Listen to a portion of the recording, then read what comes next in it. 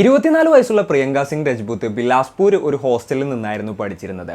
UPSC എക്സാമിനും അതുപോലെ തന്നെ വേറെയും കുറേ കോമ്പറ്റേറ്റീവ് എക്സാംസിനൊക്കെ വേണ്ടിയിട്ടായിരുന്നു അവർ പ്രിപ്പയർ ചെയ്യുന്നുണ്ടായിരുന്നത്. അന്ന് കൃത്യമായി പറഞ്ഞാൽ നവംബർ 15, 2022 ഏകദേശം ഉച്ചക്ക് 1 മണിയൊക്കെ കഴിഞ്ഞിട്ടുണ്ടാവും. അവർ തൻ്റെ സ്കൂട്ടർ എടുത്തുകൊണ്ട് ഹോസ്റ്റലിൽ നിന്ന് പുറത്തോട്ട് പോവുകയാണ്. എന്നാൽ അന്നത്തെ ദിവസം ഈവനിങ് അവർ തിരിച്ച് ആ ഒരു ഹോസ്റ്റലിലോട്ട് എത്തിയില്ല.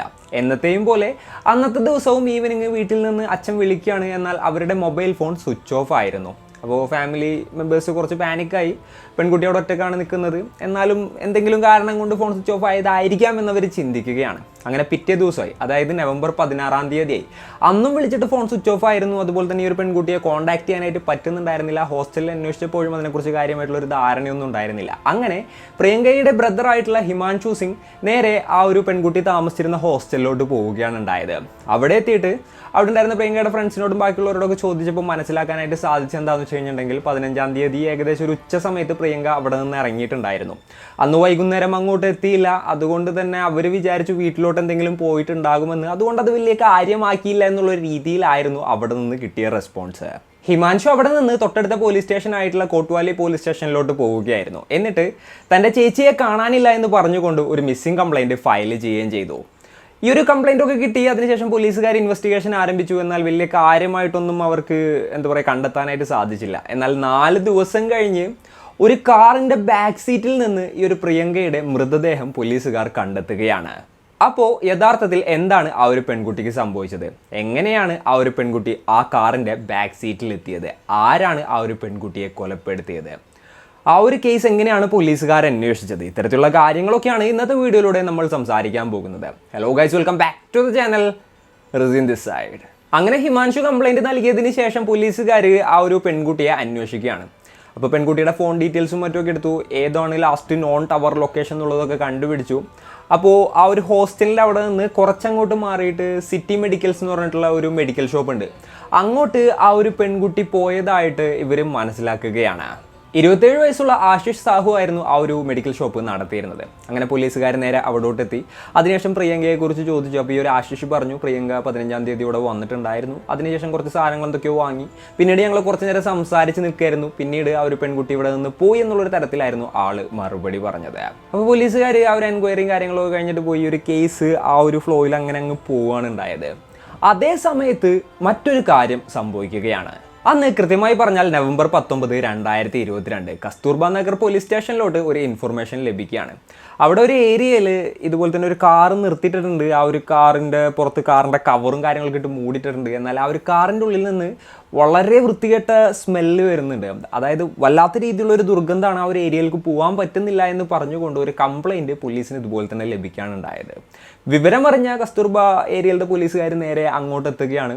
അവിടെ എത്തി അവർ നോക്കുമ്പോൾ ഒരു കാർ ഇതുപോലെ തന്നെ മൂടിയിട്ടുണ്ട്. അടുത്തോട്ട് പോകാൻ പറ്റുന്നില്ല, നല്ല സ്മെല്ലുണ്ട്. അങ്ങനെ പോലീസുകാർ കുറച്ച് അടുത്തോട്ട് ചെന്നു. അതുപോലെ തന്നെ ആ ഒരു കാറിൻ്റെ കവർ മാറ്റി നോക്കിയപ്പോൾ അവർക്ക് മനസ്സിലാക്കാനായിട്ട് സാധിച്ചത് എന്താണെന്ന് വെച്ച് കഴിഞ്ഞിട്ടുണ്ടെങ്കിൽ ആ കാറിൻ്റെ ബാക്ക് സീറ്റിൽ തുണി കൊണ്ട് പൊതിഞ്ഞ എന്തോ ഒരു സംഭവം ഇരിക്കുന്നുണ്ട്. അപ്പോൾ അതെന്താണെന്ന് അറിയുന്നതിന് വേണ്ടിയിട്ട് ആ കാറിൻ്റെ ഡോറ് തകർത്തുകൊണ്ട് പോലീസുകാർ അത് പുറത്തെടുക്കുകയാണ് ഉണ്ടായത്. തുറന്നു നോക്കിയപ്പോൾ അതിൻ്റെ ഉള്ളിൽ പകുതി അഴുകിയ നിലയിലുള്ള ഒരു പെൺകുട്ടിയുടെ മൃതദേഹമായിരുന്നു. അങ്ങനെ പോലീസുകാർ ഇൻവെസ്റ്റിഗേഷൻ സ്റ്റാർട്ട് ചെയ്യാണ്.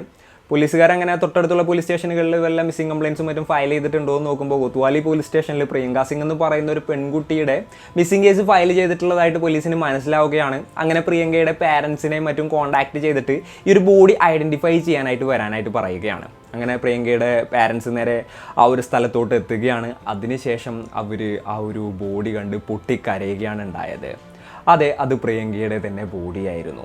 അപ്പോൾ ഇതിന് പാരലായിട്ട് പോലീസുകാർ ആ ഒരു കാർ ആരുടേതാണ് എന്നുള്ളതിനെ കുറിച്ചിട്ടുള്ള ഇൻവെസ്റ്റിഗേഷൻ നടത്തുന്നുണ്ടായിരുന്നു. അപ്പോൾ അവർക്കത് ആശിഷിൻ്റെ കാറാണെന്ന് മനസ്സിലാക്കാനായിട്ട് സാധിച്ചു. യെസ്, ദ സെയിം ഗൈ. അതായത് ആ ഒരു മെഡിക്കൽ ഷോപ്പും മറ്റൊക്കെ നടത്തിയിരുന്നില്ലേ, അയാളുടെ കാറായിരുന്നു അത്. ഇതിനോടൊപ്പം തന്നെ നോക്കുകയാണെന്നുണ്ടെങ്കിൽ പ്രിയങ്കയുടെ മിസ്സിംഗ് കേസ് അന്വേഷിക്കുന്ന പോലീസുകാർ ആ ഒരു മെഡിക്കൽ ഷോപ്പിൻ്റെ ചുറ്റുള്ളതും അതുപോലെ തന്നെ ഹോസ്റ്റലിലെ ആ ഏരിയയിലുള്ള കംപ്ലീറ്റ് CCTV വിഷ്വൽസും മറ്റൊക്കെ കളക്ട് ചെയ്തിട്ടുണ്ടായിരുന്നു. അപ്പോൾ അവർക്ക് മനസ്സിലാക്കാൻ സാധിച്ചെന്താണെന്ന് വെച്ച് കഴിഞ്ഞിട്ടുണ്ടെങ്കിൽ ഈ പറഞ്ഞ പോലെ തന്നെ 15-ാം തീയതി ഉച്ചക്ക് പ്രിയങ്ക ഹോസ്റ്റലിൽ നിന്ന് ഇറങ്ങിയിട്ടുണ്ട്. ഡയറക്റ്റ് ആയിട്ട് പോയത് ആ ഒരു മെഡിക്കൽ ഷോപ്പിലോട്ടായിരുന്നു. പ്രിയങ്ക മെഡിക്കൽ ഷോപ്പിലോട്ട് കയറി പോകുന്നുണ്ട്, എന്നാൽ തിരിച്ച് വന്നിട്ടുണ്ടായിരുന്നില്ല. അതായത് പ്രിയങ്കയുടെ സ്കൂട്ടി പുറത്തു വെച്ചിട്ട് പ്രിയങ്ക മെഡിക്കൽ ഷോപ്പിലോട്ട് കയറി പോവുകയായിരുന്നു. എന്നാൽ ആ ഒരു മെഡിക്കൽ ഷോപ്പിൽ നിന്ന് പിന്നീട് പ്രിയങ്ക തിരിച്ചു വന്നില്ല. പിന്നീട് 2-3 ദിവസം കഴിഞ്ഞിട്ട് ഈ നവംബർ 19 ഉണ്ടല്ലോ, അന്ന് അതിരാവിലെ എന്ന് പറയുമ്പോൾ വെളുപ്പിനൊരു 4 മണി ടൈമിൽ ഈ ആശിഷ് തൻ്റെ കാറും കൊണ്ട് അങ്ങോട്ട് വരുന്നതിൻ്റെ വിഷ്വൽസും ഇതുപോലെ തന്നെ പോലീസിന് ലഭിക്കുകയാണ്. കാര്യങ്ങൾ ഇത്രത്തോളമൊക്കെ ആയപ്പോൾ പോലീസുകാർ ആശിഷ് സാഹുവിനെ കസ്റ്റഡിയിലെടുത്ത് നല്ല രീതിയിൽ ചോദ്യം ചെയ്യാണ്. അയാൾ പറഞ്ഞ കാര്യങ്ങൾ തന്നെ വീണ്ടും പറയാനായിട്ട് തുടങ്ങി. പ്രിയങ്ക ഇതുപോലെ തന്നെ തൻ്റെ കടയിലോട്ട് വന്നിട്ടുണ്ടായിരുന്നു, പിന്നീട് മരുന്ന് വാങ്ങി കുറച്ചു നേരം വർത്താനം പറഞ്ഞു കഴിഞ്ഞ് മൂപ്പര് പോയി, അങ്ങനെയുള്ള കാര്യങ്ങൾ തന്നെയായിരുന്നു വീണ്ടും തിരിച്ചും മറിച്ചും അയാൾ പറയുന്നുണ്ടായത്. അപ്പോൾ പോലീസുകാർ മറ്റേ CCTV വിഷ്വലും കാര്യങ്ങളൊക്കെ ഒന്ന് കാണിച്ചു കൊടുത്തു. അതായത് പ്രിയങ്കയുടെ സ്കൂട്ടി അവിടെ കൊണ്ടൊന്ന് പാർക്ക് ചെയ്യുന്നതും അതിനുശേഷം പ്രിയങ്ക അകത്തോട്ട് കയറി പോകുന്നതും പിന്നീട് സ്കൂട്ടി എടുക്കാനായിട്ട് മൂപ്പര് വരുന്നില്ല. അപ്പോൾ ഇയാൾ പറഞ്ഞ മറ്റൊരു സ്റ്റോറി എന്താണെന്ന് വെച്ച് കഴിഞ്ഞിട്ടുണ്ടെങ്കിൽ ആദ്യം ഞാൻ നിങ്ങളുടെ അടുത്ത് പറയാനായിട്ട് മറന്നു. പ്രിയങ്ക സ്കൂട്ടി അവിടെ വെച്ചിട്ടായിരുന്നു എൻ്റെ അടുത്തോട്ട് വന്നിട്ടുണ്ടായിരുന്നത്. എന്നിട്ട് സ്കൂട്ടിയുടെ കീ എൻ്റെ കയ്യിൽ ഏൽപ്പിച്ചിട്ടുണ്ടായിരുന്നു. പ്രിയങ്ക എന്തോ തിരക്കായിട്ട് എന്തോ ഒരു പരിപാടിക്ക് പോവാണെന്നാണ് പറഞ്ഞത്. അപ്പോൾ അതിനുശേഷം ഞാനാണ് ആ ഒരു സ്കൂട്ടി എടുത്ത് ഹോസ്റ്റലിലോട്ട് കൊണ്ടുവച്ചതും അതുപോലെ തന്നെ ആ ഒരു കീ ആളുടെ സുഹൃത്തിൻ്റെ കയ്യിൽ കൊടുത്തതും അങ്ങനെയുള്ള ഒരു കാര്യം കൂടെ ഈ ഒരു ആശിഷ് പിന്നീട് കൂട്ടിച്ചേർക്കുകയാണ് ഉണ്ടായത്.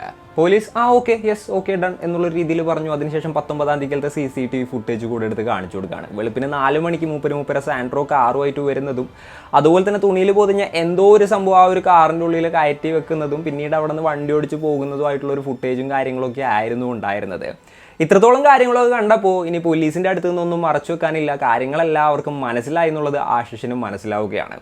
എന്നിട്ട് അയാൾ നടന്ന എല്ലാ കഥകളും പറയാനായിട്ട് തുടങ്ങി. ദയാൽബന്ദ് ഏരിയയിലായിരുന്നു ആള് സിറ്റി മെഡിക്കൽസ് എന്ന് പറയുന്ന ഒരു മെഡിക്കൽ ഷോപ്പ് നടത്തി വന്നിരുന്നത്. ഈ മെഡിക്കൽ ഷോപ്പിൻ്റെ കൂടെ ആൾക്ക് വേറെയും കുറച്ച് പരിപാടികളൊക്കെ ഉണ്ടായിരുന്നു. അതായത് കോമ്പറ്റേറ്റീവ് എക്സാംസിൻ്റെ ഫോംസ് ഒക്കെ ഫില്ല് ചെയ്ത് കൊടുക്കുക, അതുപോലെ തന്നെ ഫോംസ് പ്രിൻ്റ് ഔട്ട് എടുത്ത് കൊടുക്കുക, അങ്ങനെയുള്ള ചെറിയ പരിപാടികളൊക്കെ ആൾ ചെയ്തു കൊടുക്കാറുണ്ടായിരുന്നു. അതുപോലെ തന്നെ അവിടെ ഇരുന്നുകൊണ്ട് ഷെയർ മാർക്കറ്റ് ട്രേഡും കാര്യങ്ങളൊക്കെ ആൾ ചെയ്യാറുണ്ടായിരുന്നു. അങ്ങനെ ഇരിക്കും ഒരു ദിവസം ഈ ഒരു പ്രിയങ്ക ആ ഒരു മെഡിക്കൽ ഷോപ്പിലോട്ട് എത്തുകയാണ്. അതായത് ഇവരുടെ ഹോസ്റ്റലിൽ നിന്നും വലിയ ദൂരമൊന്നും ഉണ്ടായിരുന്നില്ല ഇങ്ങോട്ട്, അതായത് കുറച്ച് ദൂരത്തിലായിരുന്നു ഈ ഒരു ഷോപ്പ് ഉണ്ടായിരുന്നത്.